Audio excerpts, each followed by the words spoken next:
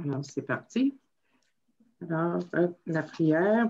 Mon Dieu, aide-moi à mettre de côté tout ce que je pense savoir à propos de moi, du gros livre, des étapes et surtout de toi. Donne-moi un esprit ouvert et une nouvelle expérience avec moi, le gros livre, les étapes et surtout avec toi. Aide-moi à voir la vérité. Alors, on va faire, comme je vous disais, je voulais faire un petit récapitulatif. La semaine dernière, on a vu le chapitre « Nous, les agnostiques ». Alors, on va retourner brièvement à ce chapitre-là, à la page 50, si vous voulez bien. Hélène, tu es bonne pour faire la lecture ce soir? Justine, es-tu sûr que tu enregistres? Oui. Ah, OK, moi, ça n'écrit pas que c'est enregistré. Désolé. Oui, là, il me dit qu'il était en train de recording. Oui. Oui, je vais être bonne pour faire la lecture. D'accord. Alors, à la page 50, si tu veux me lire le premier paragraphe, s'il te plaît. Dans les chapitres précédents, nous, les Hélène alcooliques. Bonsoir tout le monde. Dans les chapitres précédents, vous avez eu des notions sur l'alcoolisme. Nous espérons que vous pourrez établir une distinction nette entre l'alcoolique et le non-alcoolique. Si vous ne parvenez pas à renoncer à l'alcool alors que vous le désirez sincèrement, et si lorsque vous buvez, vous avez peu de contrôle sur la quantité que vous prenez, il est probable que vous êtes alcoolique. Si c'est le cas, votre maladie pourrait être de celle que seule une expérience spirituelle peut vaincre. OK. Donc, ici, vous vous rappelez, il nous donne, dans ce paragraphe-là, en une phrase, il nous donne les deux caractéristiques de l'alcoolisme. La première, quand ils disent si vous ne parvenez pas à renoncer à l'alcool alors que vous le désirez sincèrement. Ça, c'est la partie mentale de la maladie qui fait que même si je veux arrêter de boire, je ne suis pas capable. Parce que mon mental, mes idées fausses par rapport à l'alcool, mon mental est faussé par l'alcool et il me ramène au premier verre. Ça, c'est la caractéristique de la maladie mentale. Puis lorsque vous buvez, vous avez peu de contrôle sur la quantité. On se rappelle, c'est l'allergie physique, donc la maladie physique de l'alcoolisme qui fait que quand je commence, je n'arrête pas avant de tomber d'une façon ou d'une autre, sauf exception. On va aller ensuite à la page. Donc, ils nous disent si c'est le cas, donc si j'ai ces deux symptômes-là, ces deux caractéristiques-là, ils me disent que dans ce cas-là, la maladie pourrait être de celle que seule une expérience spirituelle peut vaincre. Donc, ça nous amène à la deuxième étape. Et ça nous dit à page 51, au deuxième paragraphe, que notre impuissance nous posait un véritable dilemme. Il fallait trouver une force, un pouvoir, grâce à laquelle nous pouvions vivre. Et ça devait être une puissance supérieure à nous-mêmes. Donc, pas une puissance égale à la mienne. Donc, c'est-à-dire pas un autre être humain. Un autre être humain ne peut pas me rendre la raison. Alors, ils disent évidemment que c'est ça qu'on a besoin, mais où et comment trouver cette puissance? Ils nous disent c'est justement le sujet de ce livre. Le but principal est de vous permettre de découvrir une puissance supérieure à vous-même qui résoudra votre problème.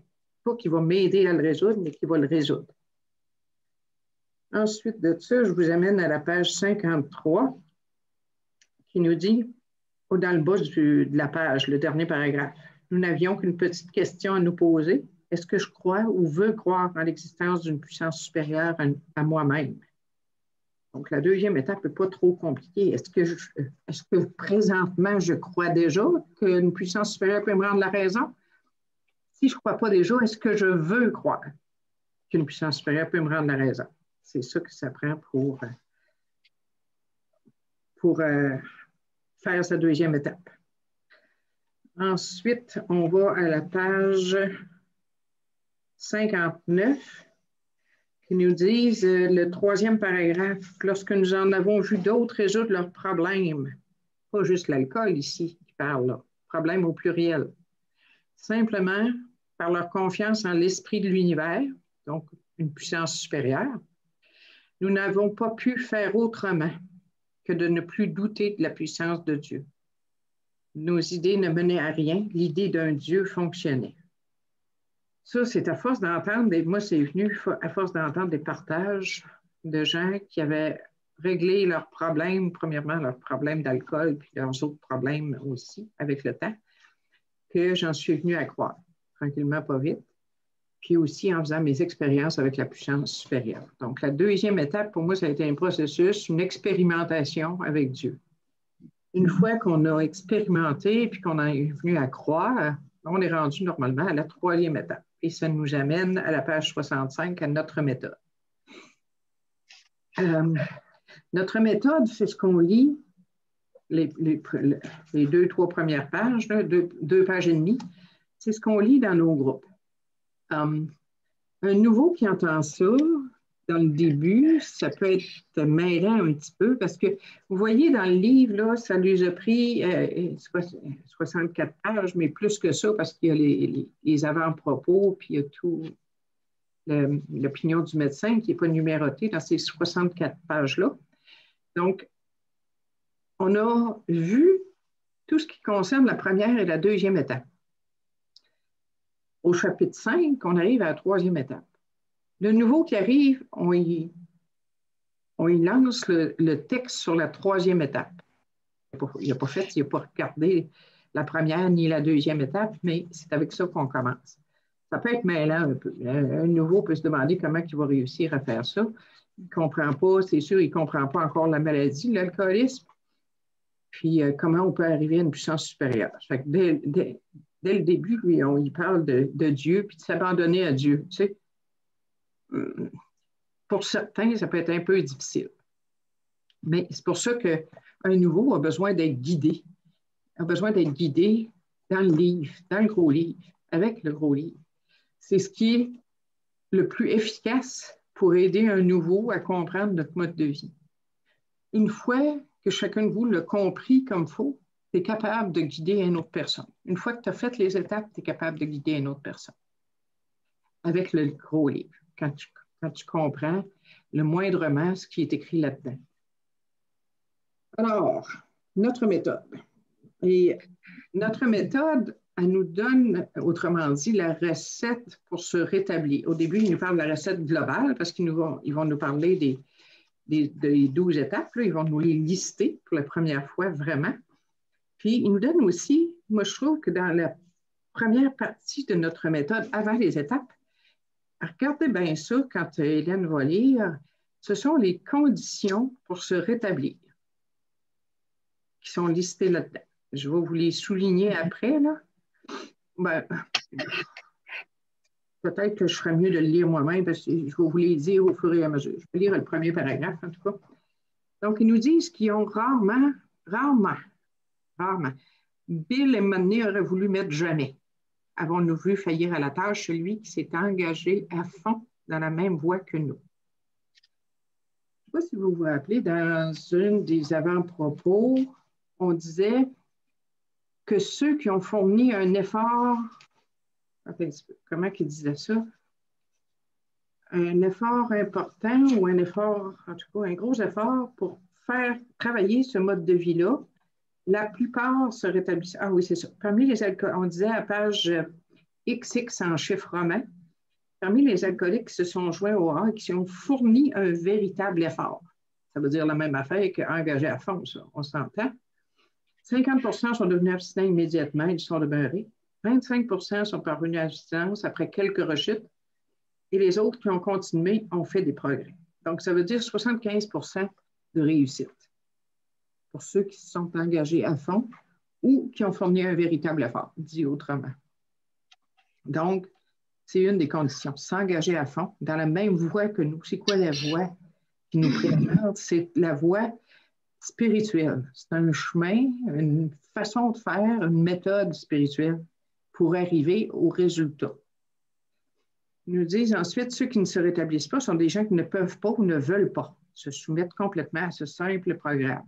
Donc, comme condition pour se rétablir, il y a se soumettre complètement à ce simple programme. C'est une autre façon de dire s'engager à fond.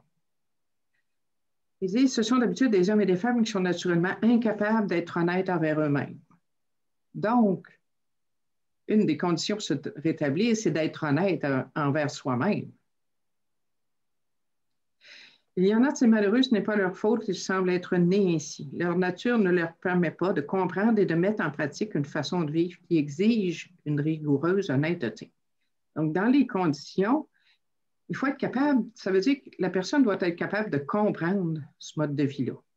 Pour le comprendre, être guidé par quelqu'un, c'est bien utile, on s'entend. Donc, il faut comprendre, puis il faut le mettre en pratique. Ce n'est pas juste de le comprendre, ce n'est pas juste de le lire, c'est aussi de le mettre en pratique. Puis, ça exige une rigoureuse honnêteté. Une rigoureuse honnêteté, encore là, il parle envers soi-même.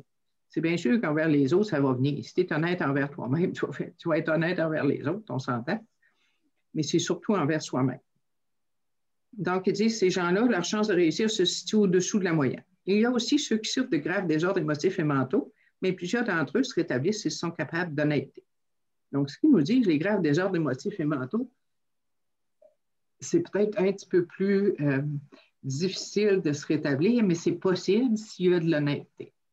Puis moi, je vais vous dire que je me classe parmi les graves désordres émotifs et mentaux. Quand je suis arrivée à Alcoolique Anonyme, j'étais émotionnellement, mentalement, c'était plus émotionnellement. Je m'étais coupée tellement de mes émotions que ça faisait un grave manque émotif dans ma vie. Puis j'ai connu la maladie mentale. Je me suis ramassée en psychiatrie à un moment donné. Un peu plus tard, après plusieurs années d'abstinence, j'ai fait une dépression. Fait que les graves désordres émotifs et mentaux, j'ai connu ça, mais j'ai pu me rétablir parce que j'étais capable d'être honnête avec moi-même. C'est de me voir aller. Quand tu dis honnête avec soi-même, c'est surtout d'être capable de se voir, de voir quand est-ce que je suis dans le champ, quand est-ce que je suis en tort, quand est-ce que j'ai fait une erreur. Être capable de se voir puis d'admettre de les admettre, ces erreurs aussi. Donc, c'est ça qui est important. Je vais continuer, finalement, c'est parce que si en ça, Hélène, je vais être obligée de redire tout ce que tu vas avoir lu. Je ne veux pas te priver de lire. Okay. Les récits de nos vies révèlent de façon générale ce que nous étions. Ce que j'étais quand je buvais ou avant d'arrêter de boire. Oui, c'est ça, avant d'arrêter de boire. Tu sais, ce que j'étais, ça peut être quand j'étais jeune, ça peut être quand je buvais. Ce qui nous est arrivé, ce qu'ils veulent dire ici, c'est comment j'ai réussi à me rétablir avec Alcoolique Anonyme. Comment je suis arrivée à Alcoolique Anonyme, puis comment je me suis rétablie. Ça, c'est ce qui nous est arrivé. Et comment nous sommes maintenant, c'est les résultats du mode de vie. Okay? C'est mon rétablissement, puis qu'est-ce que ça a donné. Comment je suis maintenant que je me suis rétablie. Tu sais, je vous disais que j'avais des graves désordres émotifs et mentaux. Maintenant, pour le moment, ça va bien. Tu sais, ça ne veut pas dire que je ne vivrai plus jamais de dépression, je ne sais pas.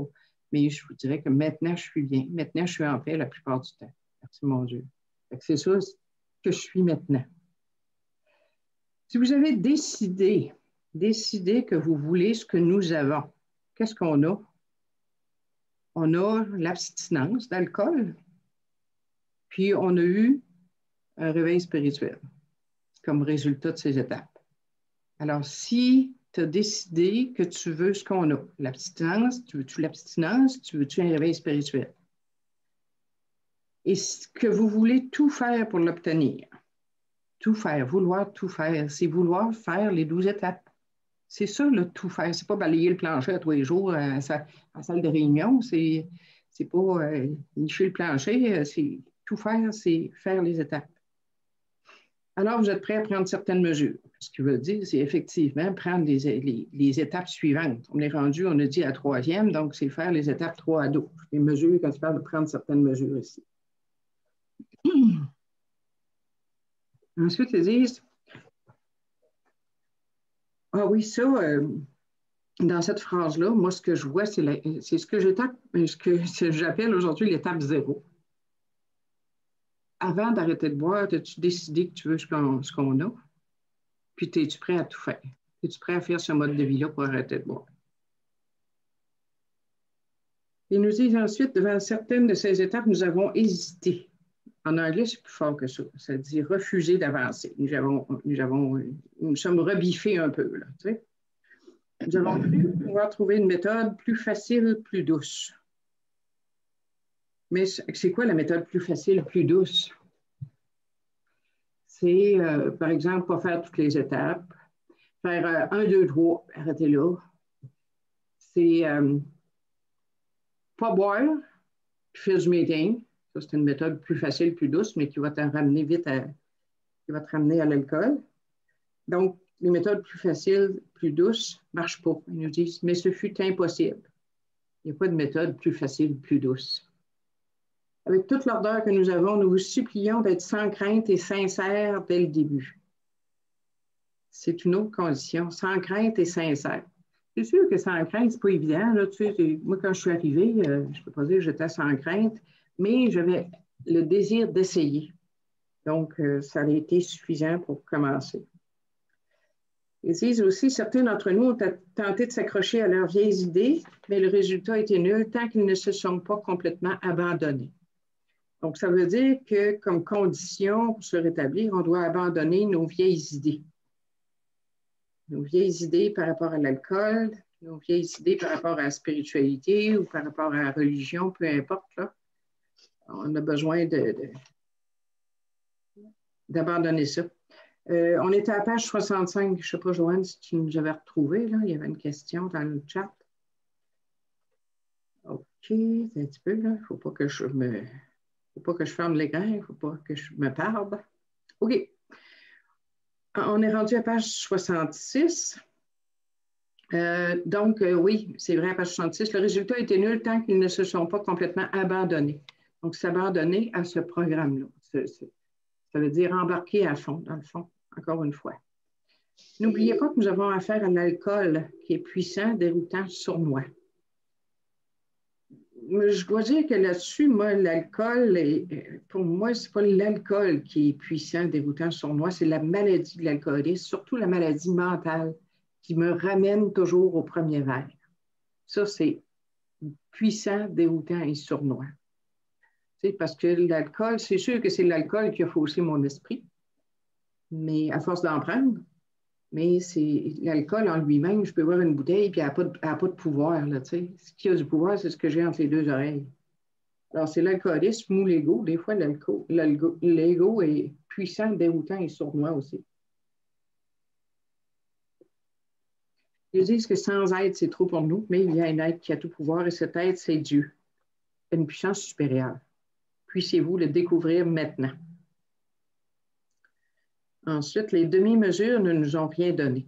Donc, encore là, quand c'est un peu... Ils répètent souvent, hein, s'engager à fond de différentes façons. Donc, ici aussi, c'est un peu ça que ça veut dire. Si tu essaies les demi-mesures, comme faire juste 1, 2, 3, ou...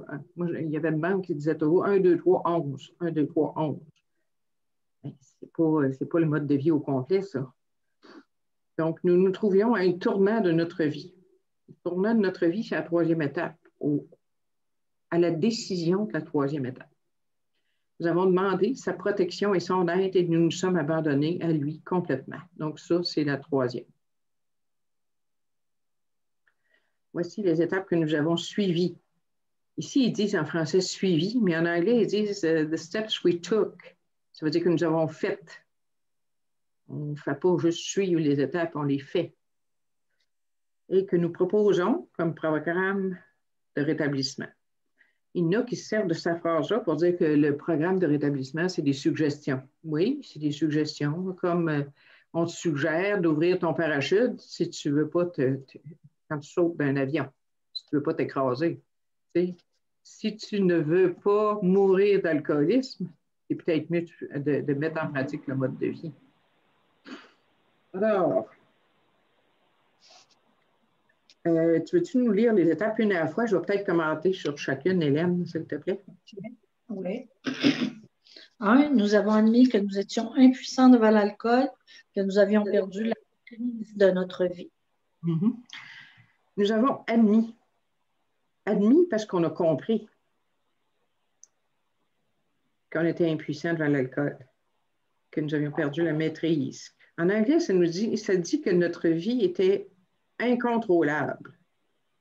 Puis ça, ça peut être même sans alcool. Tu sais, il y a des choses dans ta vie que tu peux... tu n'as pas besoin de Dieu vraiment. Ben, tu n'as pas besoin. Non.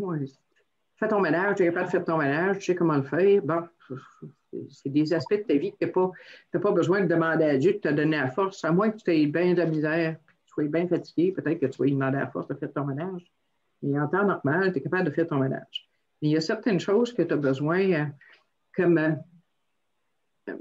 moi, quand je partage ou quand je fais comme à soir, là, ce que je fais là, je demande à Dieu de me donner les mots, de me donner les paroles que vous avez besoin d'entendre, parce que moi, je sais pas ce que vous avez besoin d'entendre.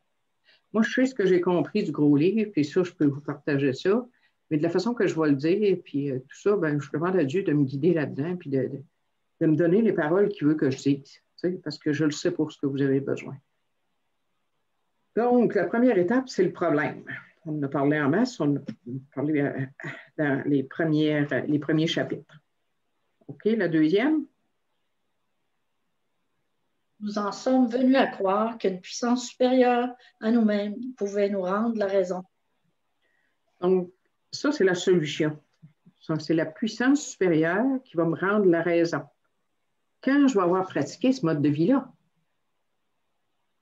OK, elle ne veut pas, en deuxième étape, me rendre la raison totalement là, parce que je suis juste rendu à croire que peut-être Dieu peut me rendre la raison, le Dieu tel que je le comprends.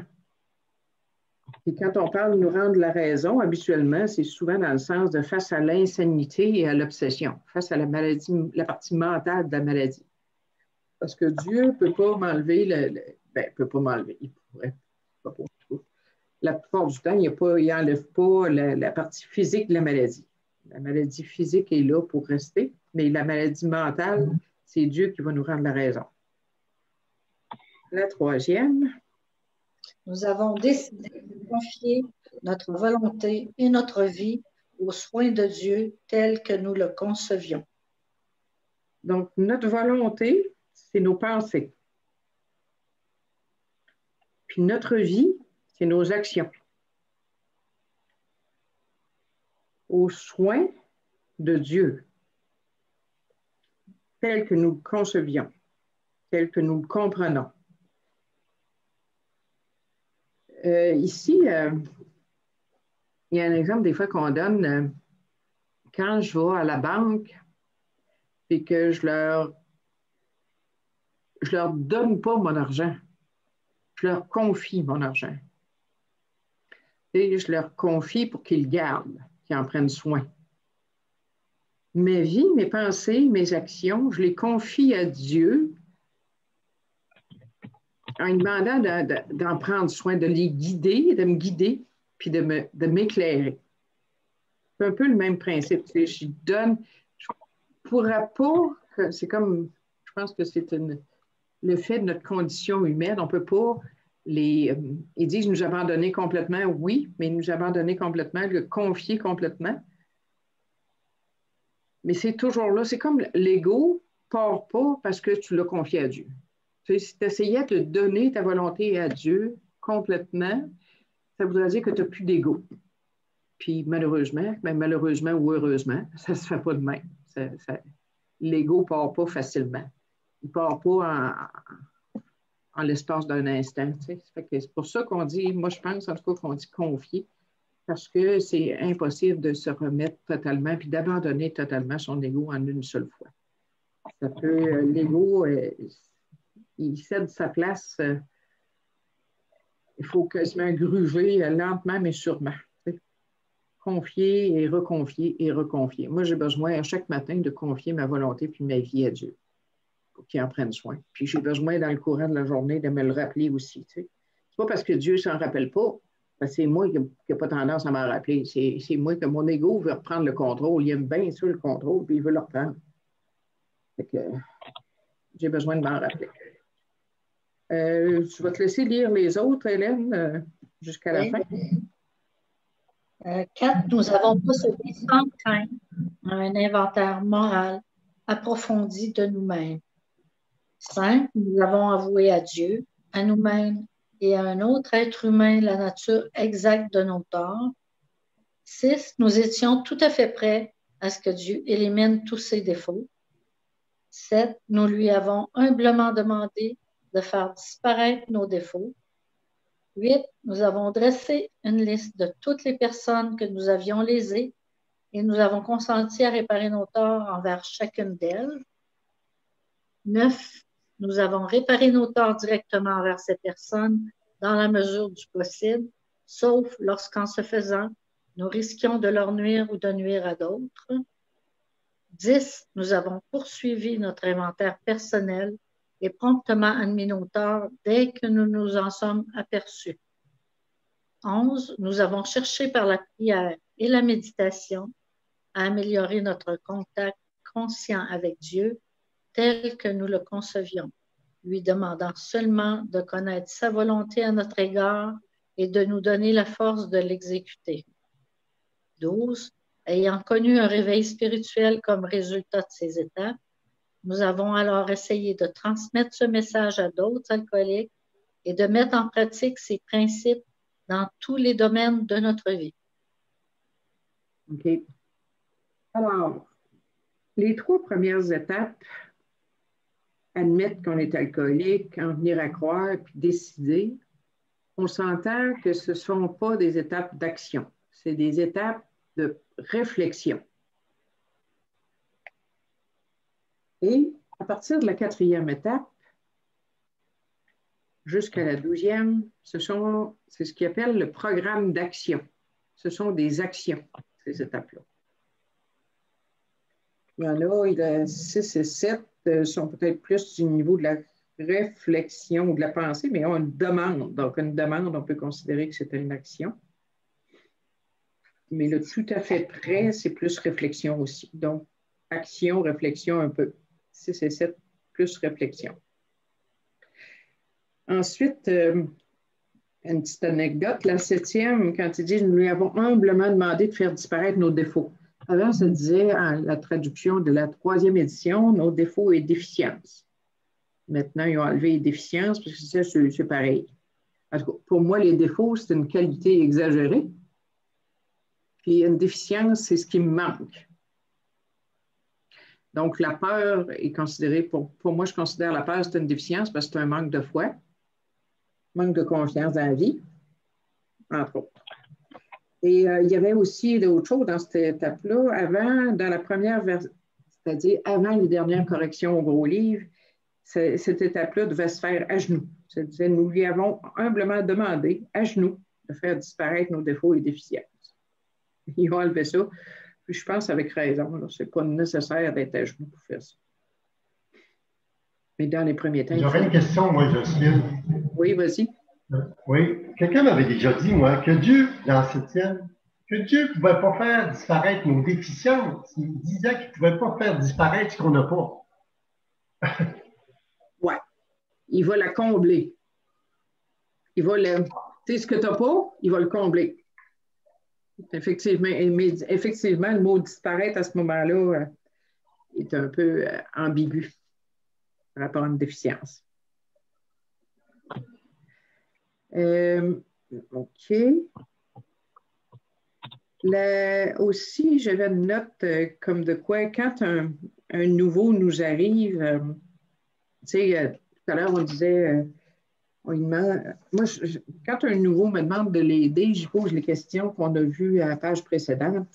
Est-ce que tu as décidé, est-ce que tu veux vraiment arrêter de boire? Bon, premièrement, je lui demande ça. S'il répond non, bien là, je vais lui demander d'y réfléchir. Puis, allez voir, ben, peut-être, en tout cas, réfléchis puis regarde ça quand tu vas être vraiment. Tu sais, parce que ça ne marchera pas s'il ne veut pas arrêter de boire. Ce programme-là, c'est pour les gens qui veulent arrêter de boire. Ensuite, je lui demande s'il est prêt à. S'il veut ce qu'on a, puis s'il est prêt à tout faire. Puis tout faire, c'est faire les étapes. Alors, s'il répond non à une de ces questions-là, je vais lui demander, il a demandé de réfléchir. Mais si la personne répond oui, c'est le temps de lui faire travailler ses étapes. Surtout 1, 2, 3. Puis quand il a fait sa 3e étape, c'est de l'enligner tout de suite pour la 4e étape. Donc, pourquoi ça? Parce que quand le nouveau arrive, il est à terre. Il arrive de son bas fond, normalement. Dans le bas fond, c'est l'ego qui est défaite aussi. C'est l'ego qui a mangé à la claque puis qui est vraiment à terre. Donc, c'est la motivation, quand la personne est à terre, c'est la motivation pour prendre son envol puis commencer en neuf. Donc, c'est le temps d'en profiter pendant que l'ego est à terre parce que il se reconstruit très vite. Je ne sais pas si vous avez déjà eu des exemples de ça, là, après avoir eu un bas fort, puis à un moment donné, tu te retrouves, tu es encore en train de contrôler, même si tu n'as pas su que ça ne marchera pas. Ça arrive. C'est ça que je voulais dire là-dessus. Ensuite de ça, la 12e étape, ils nous disent ayant connu un réveil spirituel comme résultat de ces étapes. Nous avons essayé de transmettre, de mettre en pratique ces principes. Les principes, c'est quoi les principes qui parlent là? C'est les étapes. Les étapes, c'est des principes spirituels. Donc, un peu plus loin, il parle de principes de temps à autre. C'est des principes spirituels contenus dans les étapes. OK. Tu peux lire l'autre paragraphe, Hélène? Plusieurs d'entre nous se sont exclamés. C'est trop difficile. Je ne pourrai pas y arriver. Ne vous découragez pas. Personne d'entre nous n'a réussi à mettre en pratique ces principes à la perfection. Nous ne sommes pas des saints. Ce qui compte, c'est que nous sommes disposés à progresser selon des principes spirituels. Les principes que nous avons énoncés sont des guides vers la croissance. Nous parlons de croissance spirituelle plutôt que de perfection spirituelle. C'est ça. Donc, nous sommes disposés à progresser selon des principes spirituels. Donc, en suivant les étapes, c'est des principes spirituels. Donc, c'est des guides vers la croissance. Puis, la perfection spirituelle n'est pas tout à fait de ce monde, je crois. Donc, on vise plutôt la croissance. Le progrès, ailleurs, on dit le progrès plutôt que la perfection. Donc, c'est ça. OK, tu peux continuer. Notre description de l'alcoolique, le chapitre consacré aux agnostiques et nos aventures personnelles avant et après notre établissement font ressortir 3 choses importantes. 3 idées importantes. Ils disent des choses, mais c'est des idées. Des idées. Mm-hmm. Nous étions alcooliques et incapables de prendre notre vie en main. En anglais, ça dit incapable de gérer notre vie.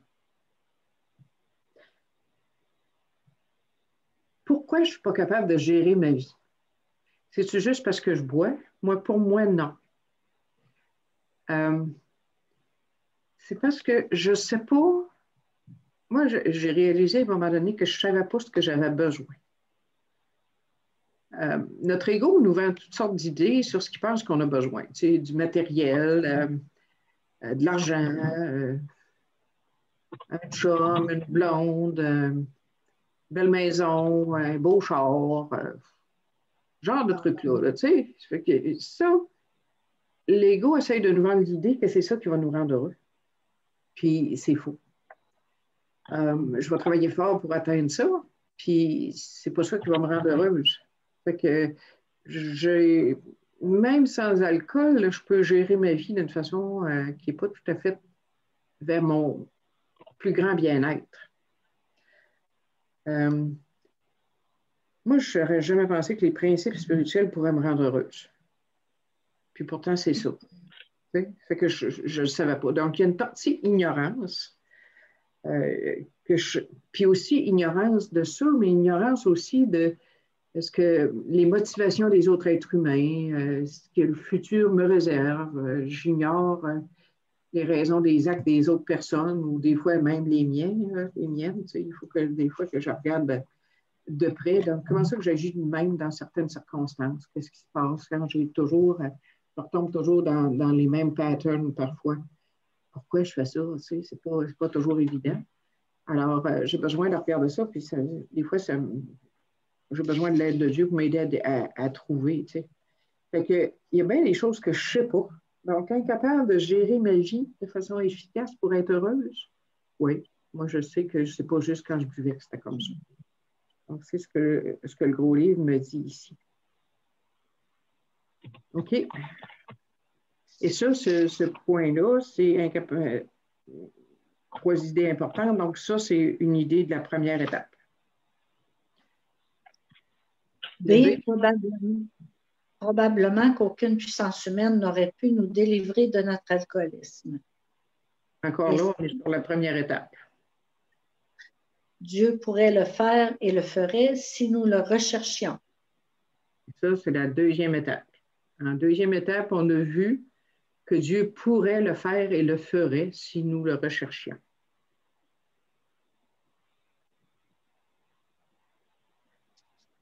Puis, avant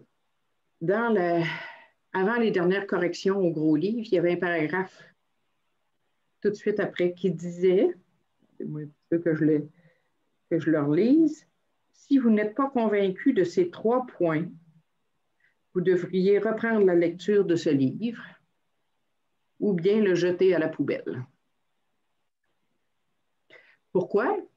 Parce que si tu n'es pas convaincu, si tu n'as pas fait ta première étape, puis si tu n'es pas convaincu que Dieu peut t'aider, ça ne sert à rien d'aller plus loin, tu ne pourras pas.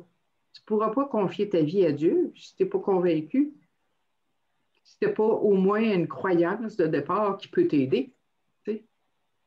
Donc, c'était ça. Pourquoi ils disent après? Dès lors, convaincu. Donc, si tu es convaincu, c'est un peu ça, mais ça le dit sous-entendu. Tandis qu'avant, il était très clair pour dire si tu n'es pas convaincu là, recommence. Tu n'as pas compris quelque chose. OK?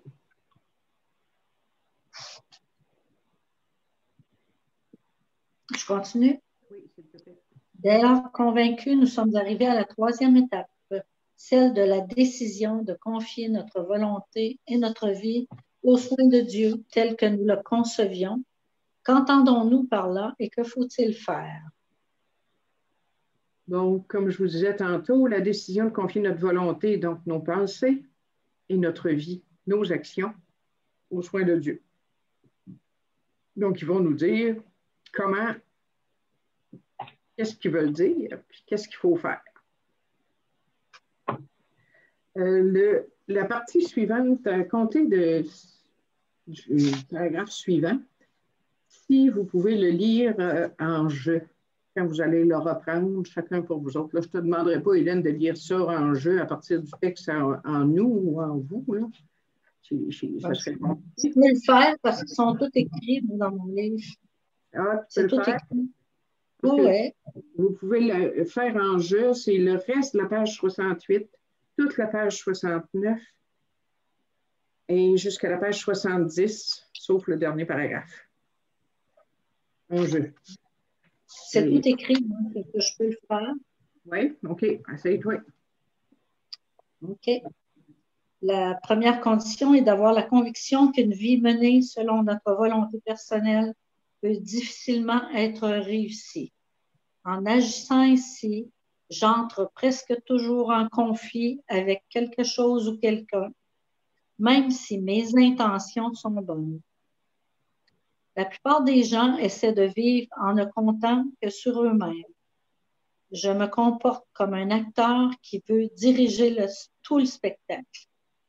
J'essaie sans cesse de régler à ma façon l'éclairage, la chorégraphie, le décor et de diriger les autres acteurs. Si seulement tout restait tel que je l'ai voulu, Si seulement les autres faisaient ce que je souhaite, le spectacle serait un succès. Tout le monde, y compris moi-même, serait content. La vie serait magnifique. Dans mes efforts pour tout mettre en place, je peux parfois me montrer très vertueuse. D'une part, je peux être bonne, attentionnée, patiente, généreuse, même humble et plein d'abnégation. D'autre part, je peux être mesquine, égoïste, infatuée et malhonnête. Comme la plupart des êtres humains, il est probable que j'ai divers traits de caractère. Que se passe-t-il? On va arrêter là pour tout de suite. J'aimerais ça voir vos mains, ceux qui se reconnaissent dans ça. Y a-t-il quelqu'un qui se reconnaît là-dedans? Oui?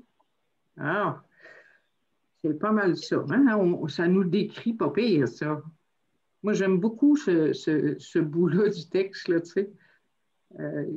Quand je me vois en train d'essayer de contrôler, ben là, je me reconnais, si je me ramène à ce paragraphe-là, je vais me reconnaître. Tu sais. J'essaie de contrôler l'éclairage, la chorégraphie, le décor, les autres acteurs, Alouette. Tu sais. Chacun de nous autres aimerait bien ça, faire ça. Tu sais.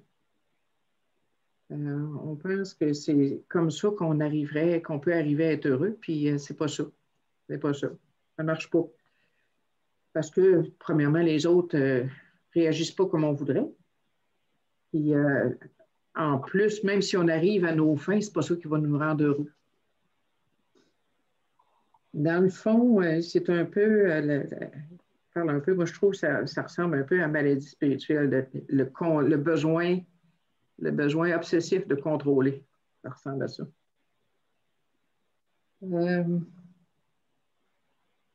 OK.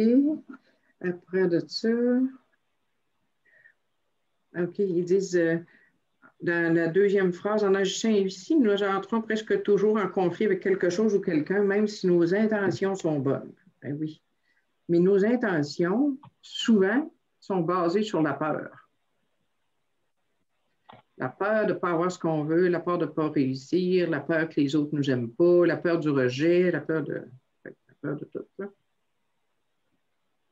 Donc, aussi, c'est vrai, la première phrase, quand il dit une vie menée selon notre volonté personnelle, c'est quoi ça? C'est notre volonté déchaînée d'alcoolique, notre volonté égoïste. Ça ressemble bien à ça. OK, tu peux continuer, Hélène? Oui. Que se passe-t-il habituellement? Le spectacle ne se déroule pas très bien.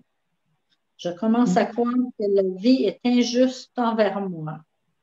Je décide de me forcer davantage. La fois suivante, je deviens plus exigeante ou plus bienveillante, selon le cas. Mais la pièce ne me satisfait toujours pas.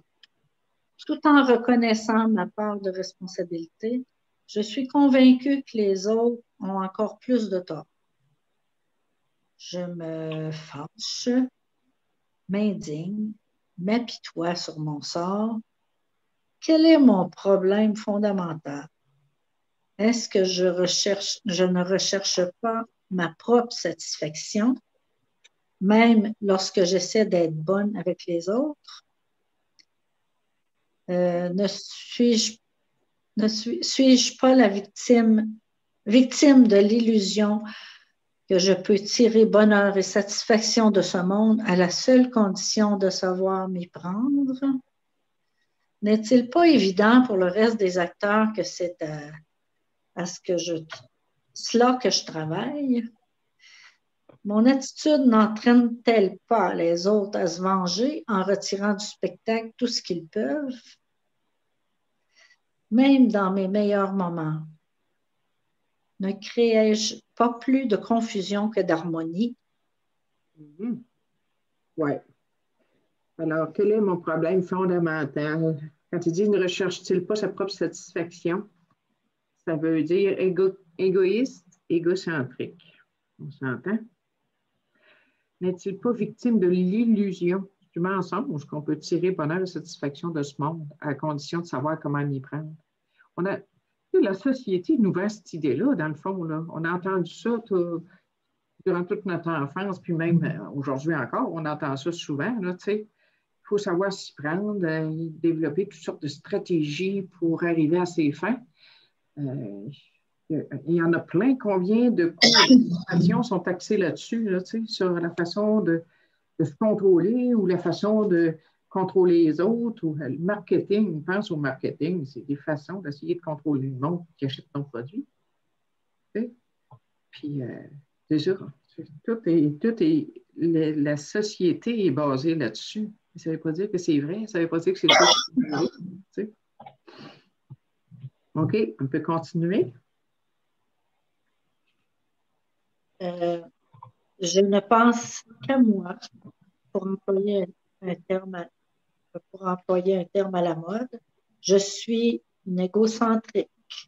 Je suis comme l'homme d'affaires à la retraite qui se prélasserait sous le soleil de la Floride en se plaignant de l'état pitoyable de la nation, comme le pasteur du culte qui soupirerait sur le péché du 20e siècle, comme l'homme politique et le réformateur, convaincu que la terre serait un paradis si seulement le reste du monde était meilleur, comme le pilleur de coffre-fort qui trouverait que la société est injuste envers lui, enfin, comme l'alcoolique qui a tout perdu et qui est enfermé.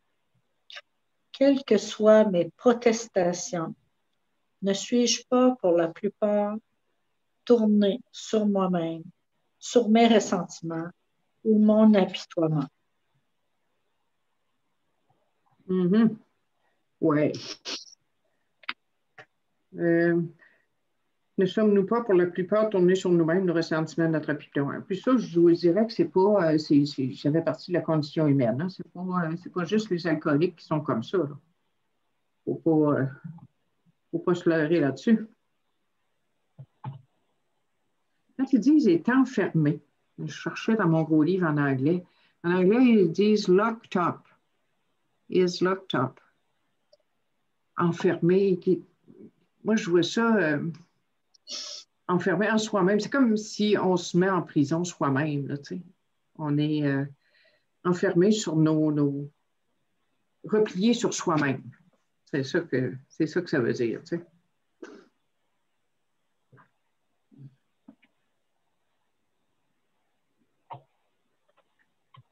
Là, j'aimerais ça vous entendre. Y a-t-il des questions, des commentaires sur ce qu'on vient de lire?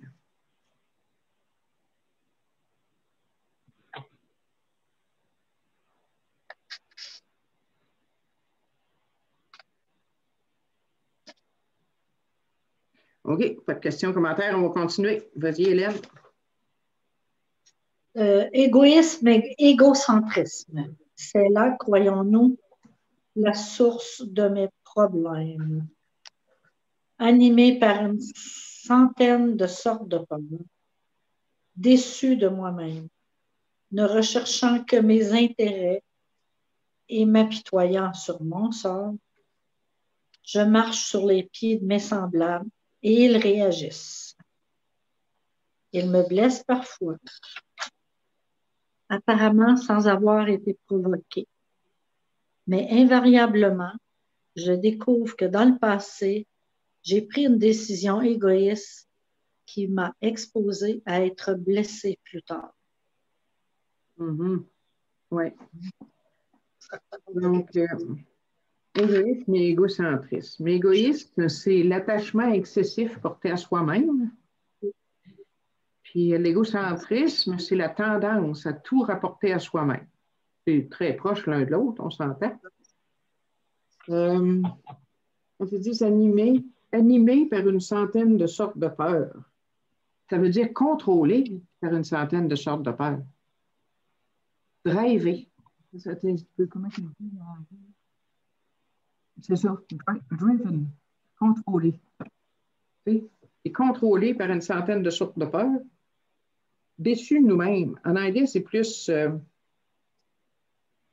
comment ils disent? Self-delusion. On s'est aveuglé sur soi-même. Déçu, ce n'est pas déçu de nous-mêmes, on est aveuglé sur nous-mêmes. On ne connaît pas nos motivations profondes. Nous recherchons que nos intérêts en nous apitoyant sur notre sort. Donc, ici,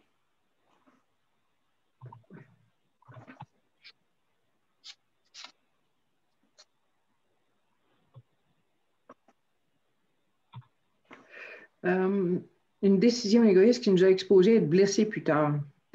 Là, ici, moi, j'ai une note qui dit que je suis l'auteur de mon histoire. Par mes perceptions de la façon que je comprends la vie, parce que je perçois mon histoire, j'écris mon histoire à partir de ça, puis je réagis en fonction de ça, en fonction de mes perceptions. Puis le problème, c'est que souvent, mes perceptions sont faussées par mes blessures, que je ne connais pas la plupart du temps. C'est comme si je réagis. Vous remarquerez souvent que vous réagissez à certains types d'événements toujours de la même façon. parce que quelque part en arrière de ça, il y a eu une blessure dans un genre d'événement de ce genre-là. Puis aujourd'hui, tu réagis à l'événement à partir de ton passé, à partir de ce qui s'est passé avant, à partir de tes blessures d'enfant. Donc, j'écris mon histoire à partir des perceptions que j'ai eues qui ne sont pas nécessairement vraies. Parfois, ça peut être vrai. Et moi, j'ai cru longtemps que ma mère me rejetait, puis qu'elle aimait ma peau. J'avais perçu ça dans mon enfance. Puis j'ai passé une bonne partie de ma vie à réagir en fonction de cette perception-là, qui était fausse. Aujourd'hui, j'ai réécrit mon histoire. Après une 4e étape, normalement, tu vas réécrire des bouts de ton histoire. Moi, j'ai réalisé que ma mère m'aimait. Alors, c'est pas vrai. Donc, j'ai bâti ma vie sur des mensonges que j'ai cru parce que j'ai perçu à partir de ma vision limitée. Quand je vous disais gérer ma vie, je ne peux pas gérer ma vie parce que justement, des fois, ma perception est tellement limitée des choses que je n'ai pas toutes les données. Je ne peux pas juger, je n'ai pas toutes les données. Donc, plus je me remets à une puissance supérieure pour m'éclairer puis me guider aujourd'hui, mieux c'est. Parce que moi, je ne sais pas. Tu sais, la chanson de, comment il s'appelle, donc, qui dit « Je sais, je sais, je sais que je ne sais pas ». Comment ça s'appelle, Jean-Marc? C'est Jean Gabin qui dit ça. Jean Gabin, c'est ça, la chanson de Jean Gabin. Je sais, je sais, je sais que je sais rien. C'est ça. OK, tu peux continuer. Je suis donc le principal artisan de mes malheurs. Ils viennent de moi. Et l'alcoolique fournit l'exemple parfait de la volonté personnelle déchaînée. Même si la plupart du temps, je ne m'en rends pas compte, avant toute chose, moi, l'alcoolique, je dois me corriger de mon égoïsme, sinon il me tuera. Et avec Dieu, c'est possible. Il semble souvent que seule son aide puisse me libérer totalement de moi-même. Nous étions nombreux à nous nourrir. Nous étions nombreux à nous nourrir de toutes les convictions morales et philosophiques imaginables. Et j'aurais bien aimé pouvoir vivre selon mes principes, mais j'en ai été incapable. Je n'ai pas non plus réussi à réduire de beaucoup mon égocentrisme pour mon seul désir ou en comptant sur ma propre force. Il m'a fallu l'aide de Dieu. Il dit ici, c'est ça. Nous sommes donc les principaux artisans de notre malheur. C'est un peu ce que je vous expliquais tantôt. J'ai forgé mon histoire à partir de mes perceptions. J'ai cru c'est des choses qui étaient fausses. Donc, on parle de la volonté personnelle déchaînée. Ça, je me reconnais beaucoup là-dedans. Puis qu'on doit se corriger de notre égoïsme, sinon il nous tuera. Et avec Dieu, c'est possible. Seule son aide puisse nous libérer totalement de nous-mêmes. Pas juste de l'alcool, de notre ego. On en parlait tout à l'heure, là.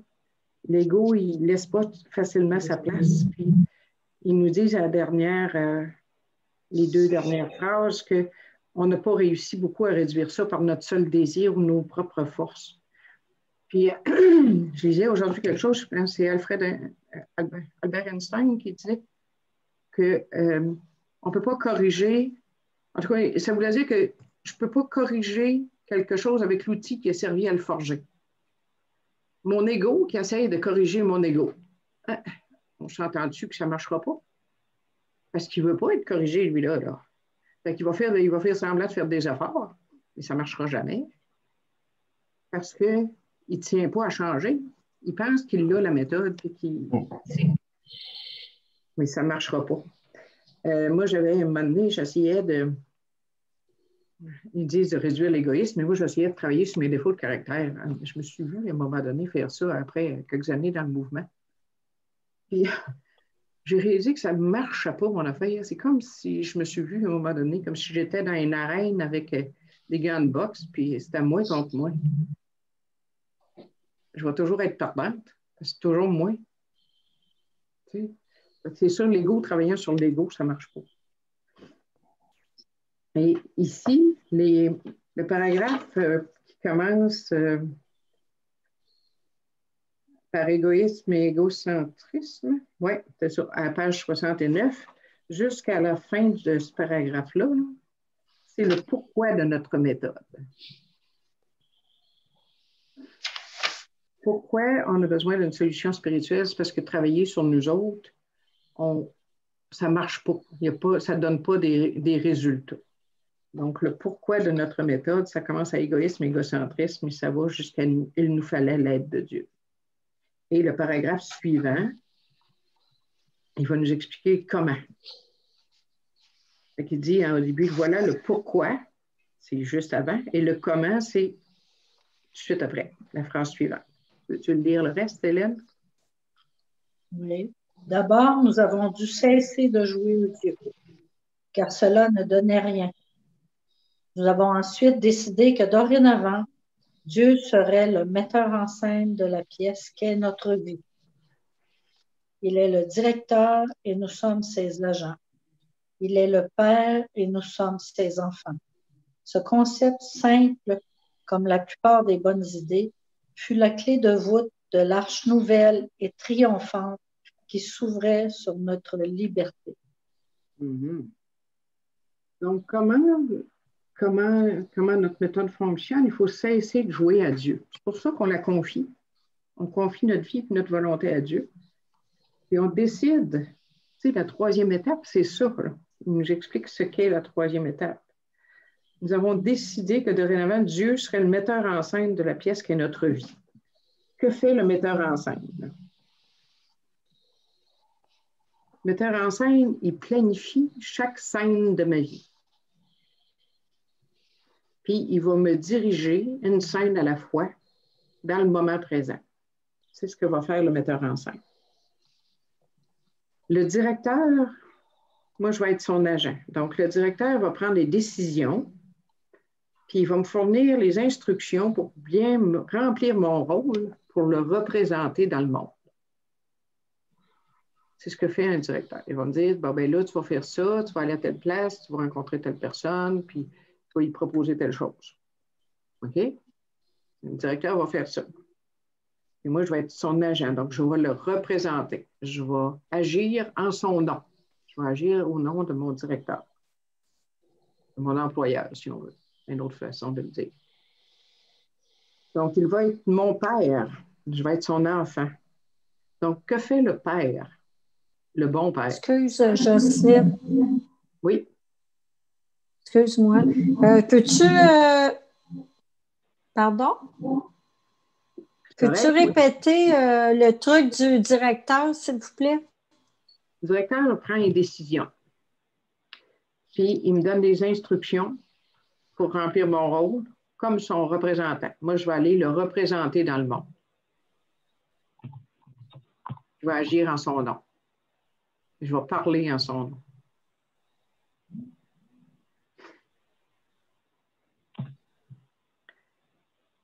Et ensuite, il va être mon père. Donc, un père, un bon père, il va m'aimer de façon inconditionnelle. Il va me soutenir.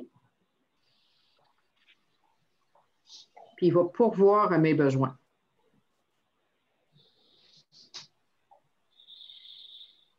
Il va me guider. Un père, ça guide son enfant. Puis il va me donner il va être la source de ma force.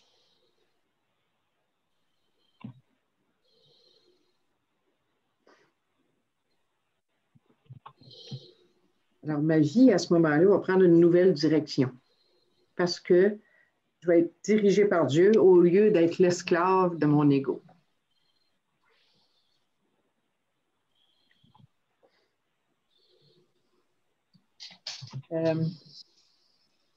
J'avais entendu une image que j'aimais bien. Dieu, c'est comme pour te brancher, tu as besoin de te brancher sur Dieu, un peu comme quand tu écoutes la TV, tu te branches sur Radio-Canada. Tu choisis le poste Radio-Canada. Bien, avec Dieu, c'est un peu la même affaire. On a deux choix. Soit se brancher sur l'ego, puis se laisser diriger par l'ego, être l'esclave de l'ego, ou bien se brancher sur Dieu, le poste de Dieu. C'est comme des... Tu peux voir ça comme s'il y avait des ondes partout. Dieu est toujours disponible. Les ondes de la TV qui peut... Tu ne les vois pas, puis tu ne les sens pas, mais ils sont là. Ça te prend juste un poste de TV pour le capter. Bien, toi, ton contact conscient, par ton contact conscient avec Dieu, tu vas te brancher sur Dieu, sur les ondes qui émanent de Dieu. Puis, le mode de vie, les étapes du programme, le programme d'action, les actions suivantes dans le mode de vie vont te permettre d'avoir une meilleure réception. Ils vont nettoyer ton canal pour que tu aies une meilleure réception, que Dieu puisse mieux passer, que tu puisses avoir ton contact conscient avec Dieu. Contact conscient avec Dieu, vous remarquerez qu'il en parle à la 11e étape. Il n'en parle pas avant. Ils ne disent pas en 3e étape d'avoir un contact conscient avec Dieu. Ils disent en 11e étape, tu vas améliorer ton contact conscient avec Dieu. Parce que tu as fait le nettoyage de ton passé, le nettoyage de ton intérieur.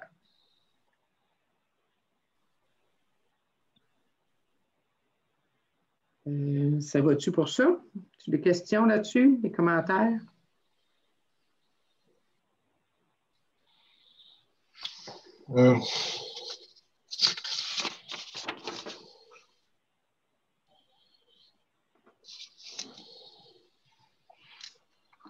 Marc, as-tu une question ou un commentaire? Non? Oui. Oui, Justine, à la page 69, dans le bas de la page, qui nous parle d'une centaine de peurs.